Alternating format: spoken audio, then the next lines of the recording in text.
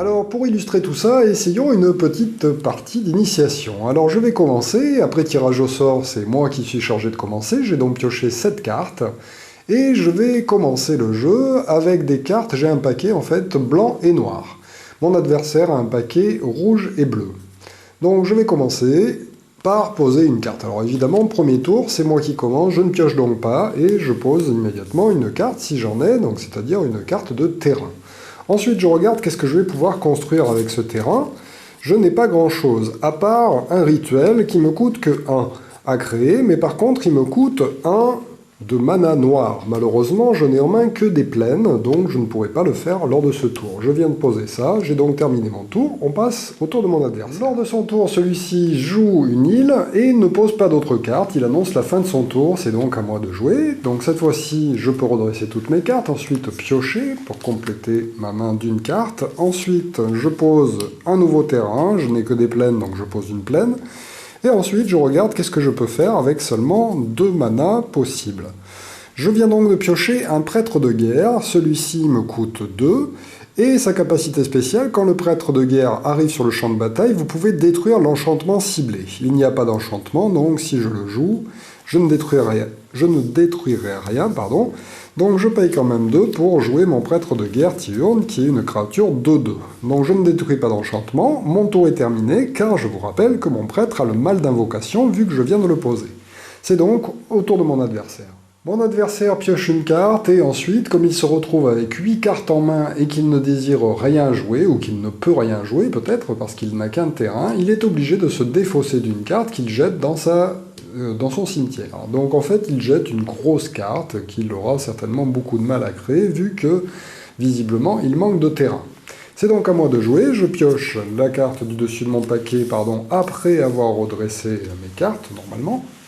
Ensuite, je pose un nouveau terrain, encore une plaine que je viens juste de tirer. Je regarde qu'est-ce que je pourrais faire de mieux. Alors, pour l'instant, avec 3, je pourrais faire un passage protégé qui me dit « Prévenez toutes les blessures qui devraient être infligées à vous et aux créatures que vous contrôlez ce tour-ci ». Donc c'est un éphémère qui est pratique à jouer pendant le tour de mon adversaire si jamais il m'inflige des dégâts. Ce n'est pas le cas pour l'instant, donc je peux mettre cette carte de côté. Et les autres cartes coûtent trop cher, la contrainte je ne peux toujours pas la faire car je n'ai pas de terrain noir.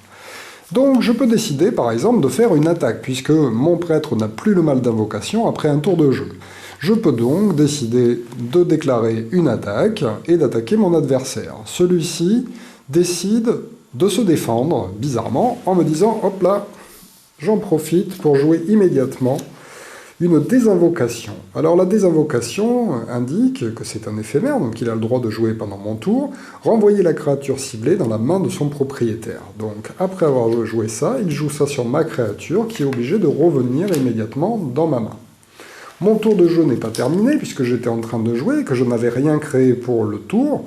Donc je peux parfaitement repayer 2 pour avoir le droit de remettre en jeu le prêtre de guerre. Par contre, comme j'ai déjà déclaré mon attaque lors du tour, eh bien je ne peux pas re-attaquer avec lui, et il a donc le mal d'invocation puisque je viens juste de le recréer.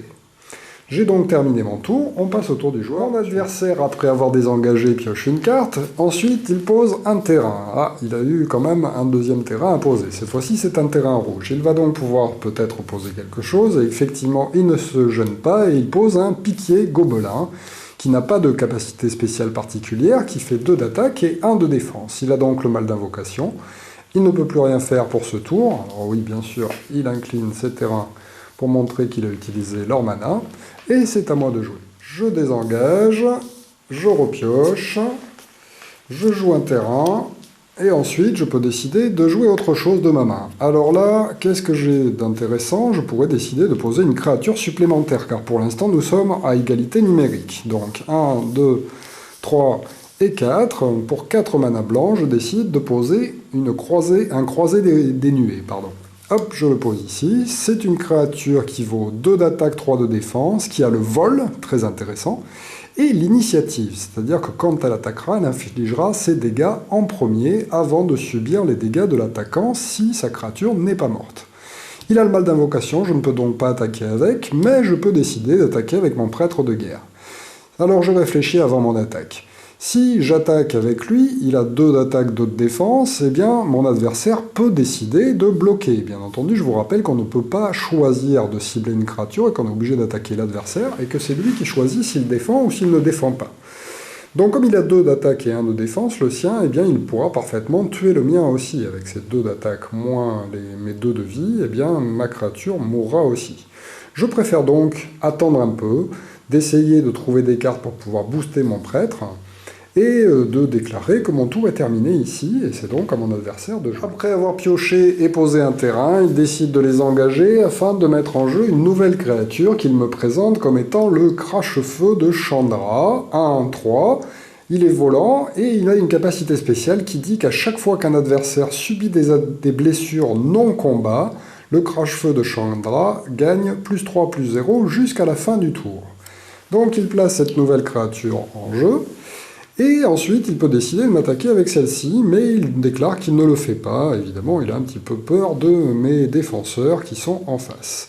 Il a fini son tour, c'est à moi de jouer. C'est donc à moi, je désengage, ensuite je pioche, et enfin, je peux continuer à jouer des cartes, ou bien déclarer une attaque et jouer des cartes après. Je vous rappelle qu'on le fait dans l'ordre que l'on veut. Et là, je décide de jouer une Ascension cuirassée. C'est un enchantement créature que je peux poser sur n'importe laquelle des créatures en jeu. Comme elle a un pouvoir positif, bien entendu, je vais la jouer sur une de mes propres créatures, et je décide de la jouer sur mon prêtre. Alors qu'est-ce que ça fait? La créature enchantée gagne +1/+1, donc mon prêtre fera 3-3 au lieu de faire 2-2, pour chaque plaine que vous contrôlez. Ah ah, 1, 2, 3, 4, je contrôle 4 plaines, il a donc +4, +4. Mon personnage passe donc à 6 d'attaque et 6 de défense. Et en plus, la carte me dit qu'elle a le vol. Donc je viens de transformer mon prêtre de guerre 2-2 en volant 6-6. Après avoir fait ceci, j'ai donc enchanté cette créature. L'enchantement n'a pas de mal d'invocation comme les créatures, et donc tout de suite, je pourrais attaquer avec ce personnage, et je ne vais pas me gêner pour le faire. Je décide donc d'attaquer avec mes 2 personnages, me disant que c'est pas grave pour les points de dégâts que je subirai, je ne garde aucune créature en défense.